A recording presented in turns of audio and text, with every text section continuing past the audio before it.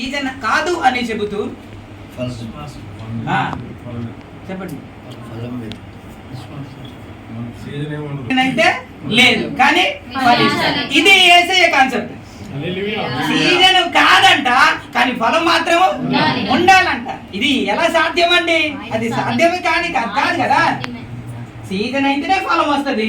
కానీ యేసయ్య తన ఆశిస్తున్న మాట ఏంటంటే సీజన్ కాకపోయినా అందులో పండ్లు ఉండాలి.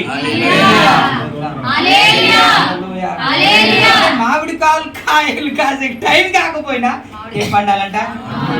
అది అందుకే అది చెప్పడానికి ఆకలి ఏంటి అని అంటే సీజన్ లో ఎవరైనా ఫలిస్తాడు సార్.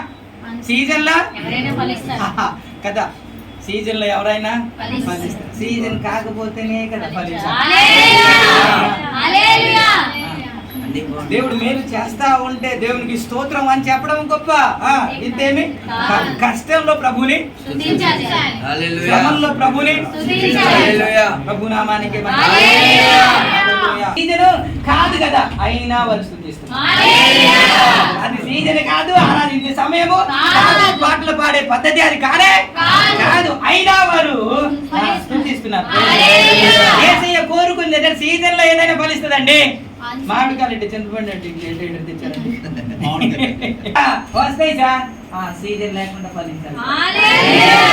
అసలు చెట్టు గురించి అసలు చెట్టు ఫలించలేదని సీజన్ టైంలోనే ఫలిస్తావా, సీజన్ లేకపోతే ఫలించవా అని కోపం వచ్చి యేసయ్య చెప్పింది ఏంటి అని అంటే ఎండిపో అని అంటే ఎండిపోయిందండి.